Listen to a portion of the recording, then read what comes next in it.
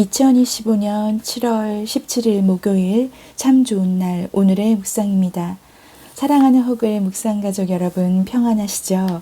오늘의 묵상 본문은 창세기 27장 11절에서 19절입니다. 어제에 이어서 야곱이 그 어머니 리브가와 함께 이삭 아버지와 그리고 남편이죠. 속이는 장면이 본격적으로 진행되게 됩니다. 리브가는 야곱이 이삭에게 장자의 축복을 받게 하려고 거짓을 꾸미게 되죠. 야곱을 에서로 변장시켜서 이삭을 속이려고 한 것입니다. 그런데 12절에 보면은 야곱이 아버지를 속이는 부분에 있어서 스스로 주저하는 부분이 나옵니다. 아버지께서 나를 만지실진데 내가 아버지의 눈에 속이는 자로 보일지라 복은 고사하고 저주를 받을까 하나이다. 분명히 이때까지만 해도 야곱은 망설이는 모습이 보였어요. 이때 사실은 멈췄어야 되는데 이때 야곱의 스스로 양심에 가책을 느끼게 돼서 주저했지만 그 다음에 13절에서 어머니가 리브가가 야곱에게 이렇게 얘기를 하죠. 내 아들아 너의 저주는 내게로 돌리고 내 말만 빨리 따라라. 이렇게 하면서 14절에 그의 아버지가 즐기는 별매를 만들고 15절에 맏아들 에서의 좁은 의복을 가져다가 작은 아들 야곱에게 입히고 또 16절에 염소 새끼 가죽을 그의 손과 목에 매끈매끈한 곳에 입히게 되면서 계속해서 거짓말이 거짓말을 낳고 또 다른 거짓말을 놓는 계속 이런 악순환을 보이게 됩니다. 얼마나 안타까운 모습입니까? 그런데 여기서 우리가 주목해서 봐야 할 장면은 12절까지만 하더라도 야곱이 주저했었지만 어머니의 그렇게 계속되는 거짓말과 속이는 장면을 목격하던 아들이 드디어 18절에서 야곱이 아버지에게 나가서 내 아버지여 하고 부르니 이르되 이삭이 내가 여기 있노라 내 아들아 내가 누구냐 라고 말하는 아버지의 음성에 19절의 야곱이 본격적으로 아버지를 속이는 장면이 나오게 됩니다. 야곱이 아버지에게 대답하되 나는 아버지의 맏아들 에서로소이다 라고 답을 하는 모습을 보이죠. 여러분, 결과가 옳다고 해서 모든 것이 정당화될 수는 없다라는 내용에 대하여 어제 우리가 함께 묵상을 나눠봤습니다. 사회적인 이유에서야 결과만 좋으면 수단과 방법을 가리지 않겠지만 이건 너무나 인간적인 방법이죠. 하나님의 백성은 성민다운 삶을 살기를 소원해야 합니다. 그렇기 때문에 과정도 결과도 모두 선해야 하나님이 기뻐하시지 않겠습니까? 만약에 우리가 과정과 결과 중에 둘 중에 골라야 한다면 우리는 과정이 선한 것을 선택해야 할 것입니다. 그러면 결과는 어떻게 하나요? 그런 생각이 든다면 결과는 하나님 손에 맡기셔야죠. 그리고 과정이 선한 것을 선택해야 합니다. 크리스천들이 가장 좋아하는 말씀 여러 가지가 있겠지만 많이 외우는 말씀이죠. 롬파리팔. 제가 좋아하는 유튜브 채널에 롬파리팔이 있는데 로마서 8장 28절입니다. 우리가 알거니와 하나님을 사랑하는 자, 곧 그의 뜻대로 부르심을 입은 자에게는 모든 것이 합력하여 선을 이루느니라. 아멘. 얼마나 감사한 그런 말씀인가요? 여러분들께서는 그런 적이 없으실지 모르겠지만 저는 자주 이 말씀을 하나님한테 기도하러 가가지고 그런 말을 많이 합니다.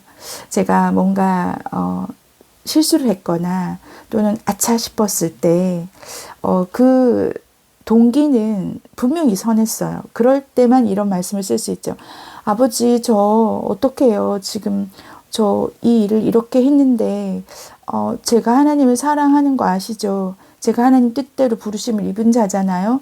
그러니까 모든 것이 합력해서 선을 이뤄주세요. 아버지 정말 제발 부탁드려요. 이러면서 기도를 할 때가 있습니다. 물론 이런 기도를 하나님 앞에 가서 할 때는 중심을 보시는 하나님 앞에서 제 양심상 정말 신앙의 양심상 이건 정말 선한 걸로 시작했다. 그런데 저의 어떠함으로 인해서 이게 실수였다는 걸 곧 알아차렸을 때 이 롬파리파를 외칩니다.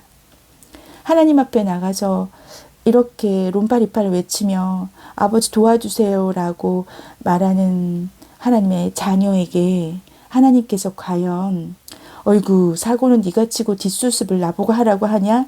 그렇게 말씀하실까요? 제가 겪었던 하나님, 그리고 제가 경험했던 하나님께서는 제 인생에 있어서 제가 중심이 선하게 시작했던 일, 그것이 저의 어떤 모자람으로 인해서 실수했던 일에 대해서 이렇게 론파리파를 외치며 매달리는 저에게 한 번도 외면하신 적은 없었습니다. 성경책에서 거짓말을 하다가 진짜 큰일을 당한 대표적인 인물이 바로 아나니아와 삽비라 부부죠. 사도행전 5장 1절에서 11절에 보면 부부가 땅을 팔아서 일부를 숨기고 전부 바친 것처럼 거짓말을 합니다. 이것에 대하여 베드로가 책망하게 됐음에도 어떻게 됐나요? 결국은 차례로 즉사하게 되죠. 이 일을 보면서 그때 당시 사람들이 얼마나 놀라고 경각심을 가지게 됐을까요? 우리가 성민다운 삶을 살아야 한다는 것에 대해서 마태복음 7장 13절에 보면 명확하게 이것이 힘들다라는 것에 대해서 명시되어 있는 곳이 있습니다. 좁은 문으로 들어가라. 멸망으로 인도하는 문은 크고 그 길이 넓어 그리로 들어가는 자가 많고 생명으로 인도하는 문은 좁고 길이 협착하여 찾는 자가 적음이라. 아멘. 우리가 선택해야 될 것은 항상 좁고 길이 협착한 그런 생명으로 인도하는 문입니다. 찾는 자가 적다 하더라도 사람들은 그렇게 살지 않는다 할지라도 우리는 그 좁은 문으로 들어가야 하는 거죠. 왜냐하면 그것이 아버지의 뜻이기 때문입니다. 마태복음 7장 13절 14절에 그 좁은 문에 대한 얘기가 나온 다음에 바로 이어서 나오는 얘기가 우리에게 큰 경각심을 줍니다. 15절에 보면 거짓 선지자들을 삼가라. 양의 옷을 입고 너희에게 나오나 속에는 노략질하는 일이라. 그들의 열매로 그들을 알 거다라고 얘기를 하죠. 20절에도 마찬가지 얘기가 또 나옵니다. 그들의 열매로 그들을 알리라.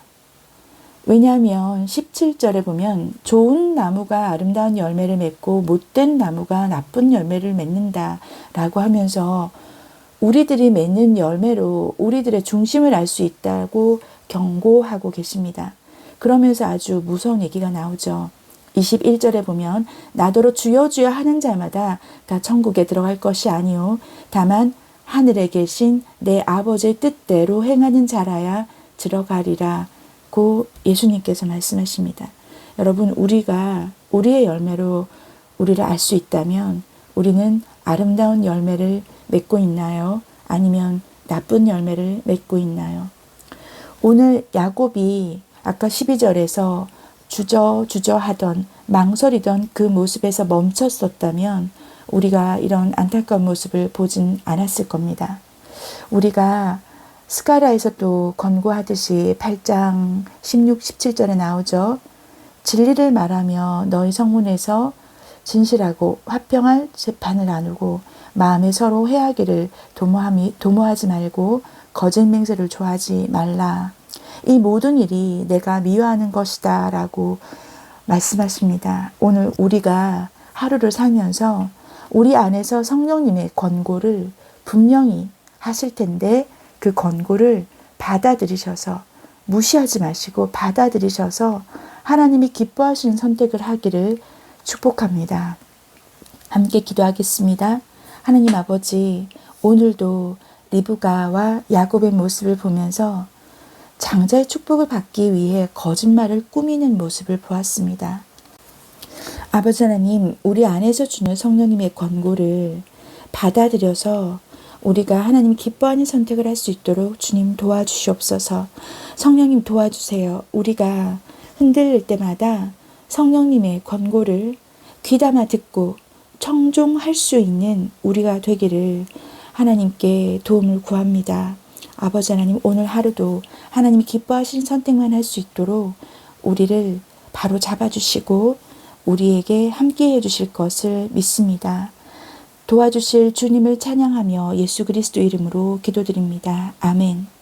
아멘 하신 여러분들, 오늘 하루 하나님이 기뻐하시는 선택만 할 수 있기를 축복드립니다. 오늘도 승리하십시오.